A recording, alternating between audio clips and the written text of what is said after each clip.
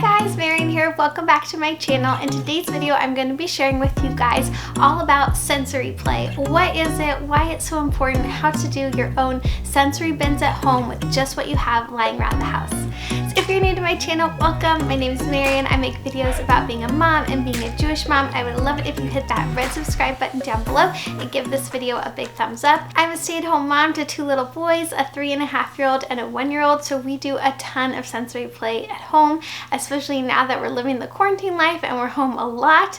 This I have found as the #1 most helpful tool to getting through our day and building routine in the day. I usually set up a sensory bin for my boys every single morning, and it really helps our day get to a good start. So one of you guys asked me on Instagram what is a sensory bin and how to get started with it, and I thought that's a great idea for a video. I have been someone who's loved sensory play since my older son was born because I've been home with him, so I've learned so much about it and I want to share all of that with you guys. So let's jump in with what is sensory play and why is it so important for little ones. So sensory play is anything that involves the 5 senses: touch, taste, sight, sound, and smell. So engaging with a child's senses when they play actually develops neurons in their brains and helps them learn better and helps them think more clearly. So it's really crucial to their development and to their early learning skills.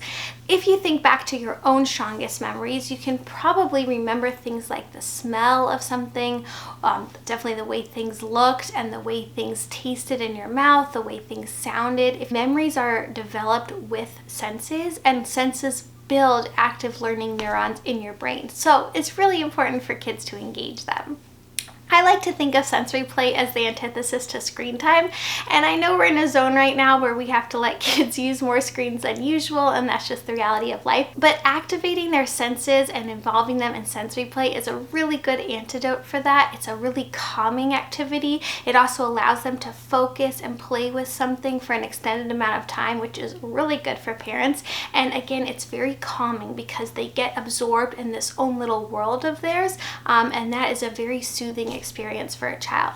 It's also really important to develop those senses. So things like touch, especially for toddlers as they get older, toddlers can become very sensitive to different textures, and this can become problematic with their eating and other sensory experiences that they become more nervous of. So the more you can engage those senses early on, they learn that certain textures and sounds and sights are safe, and that's really important. Aside from desensitizing kids to different textures, this type of play is also really important for building those fine and gross motor skills because they're interacting with the different materials that they're playing with. They're building those eye-hand coordination links, and they're building those finger skills, which are going to be really important when they start reading and writing early on. So what do you need to do sensory play at home? The good news is you can DIY this completely with what you have on hand. You don't need to buy anything. If you do want to invest in a few things, I will leave my recommendation links below, but you don't need any of it, I promise. So I like to make sensory bins. This is a really popular thing, and all you need is literally a tray or a bin to put the materials on. I often just use my old baking trays. Even though I have some other fancier bins, I like this the best. If you have a baby, you know that they love real materials. If you give a baby a plastic spoon, they're not interested in it. If you let them play with the spoons in your own drawer in your kitchen, that's half an hour's worth of fun. They like the real material, they like the feel of it, the sound of it. Again, it's all about textures and engaging with the real world. So, bins. I love a baking tray. Our other favorite bins, this is all full of our sensory stuff, is from IKEA. These are the Plugis bins. I will try and link them for you guys.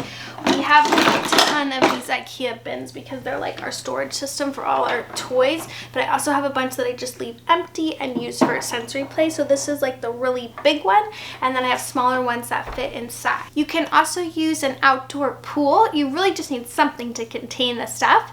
And if you're worried about mess, that is a question I get asked a lot. Is sensory play messy? Yes, it is designed to be messy. The point of it is to get kids' hands dirty with different textures, or at least just to get them feeling the different textures and playing with it.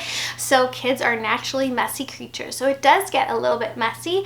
But what you can do is, if for example you have a smaller bin and you put it on top of the baking tray, that will help contain the mess. You could also put the tray inside the plastic pool. That will help as well. One thing we do in our home is I just make my expectations very clear to the kids that if they want to play with these, they need to keep the mess inside the bins.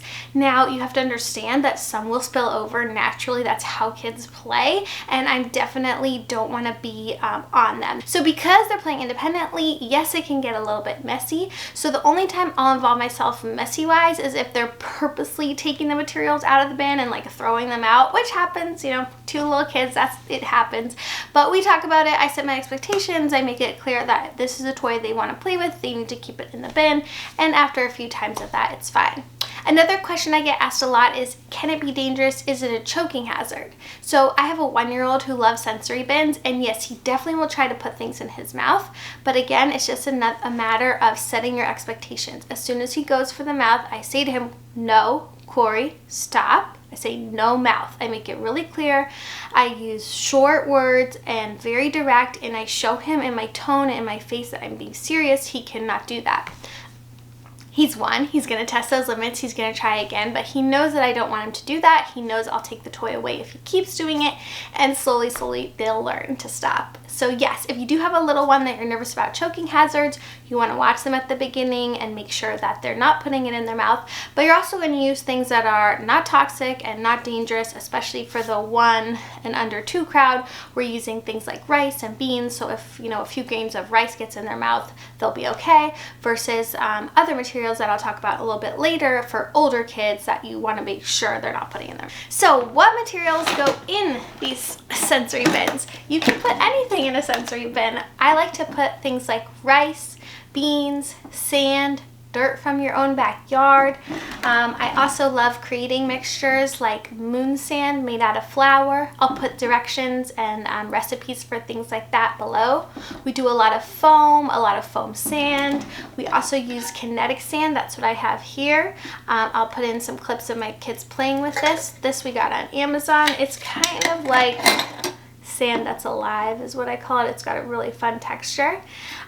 This is a mixture of 2 different bins. One was a moon sand one was popcorn kernels and beans, and now I've just combined them because they got, you know, messy. You have your basic material that they play with, and then you just want to put things in the bin that inspire them to play with the material.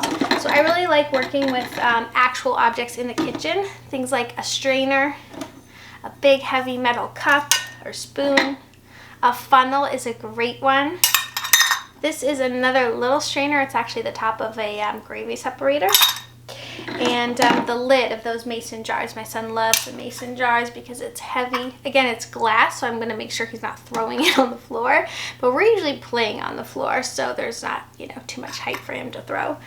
And then I also have plastic spoons and things like that that go inside the sensory bin. Another fun one I love are these bath toy cups. They're great for moving the materials from one cup to another. A lot of sensory play is just moving the materials around, so you want to fill the bucket with things that encourage that type of play and behavior. As your kids get older, I have a 3.5-year-old now who still loves sensory bins. You can make the materials more exciting, like water beads. I'll show you guys some clips of that. And then you can theme your bins. So right now we were working on a dinosaur themed bin. So once I put the material like the sand or the dirt in the bin, I just added some little plastic dinosaurs toys that he had, some trees so he could create a little world for them to play. And then I actually used his letter puzzle that he has. I love this puzzle, by the way, and made the word dinosaur, or all the letters for the word dinosaur, in here so he could sort of hunt for them. We also do things like safari hunts with our bins, where I'll put a ton of little animals in a magnifying glass, and he can sort of go on an adventure to find them. With our dinosaur bin, I also put some dinosaur books next to it, so that could kind of inspire him, and it could sort of build around the sensory play to add to it. He could look at the pictures of the dinosaurs and just activate his imagination. So that is the basics to what is a sensory bin and how to make it work for your kids using all things you already have at home. I hope you guys have liked this video and learned something from it. If you have a favorite sensory bin tip, definitely leave it below. I know everyone will love to hear it. Thank you guys so much for watching this video. I hope you liked it. If you did, don't forget to give it a big thumbs up, subscribe to my channel to see more, and I'll see you in the next one. Bye!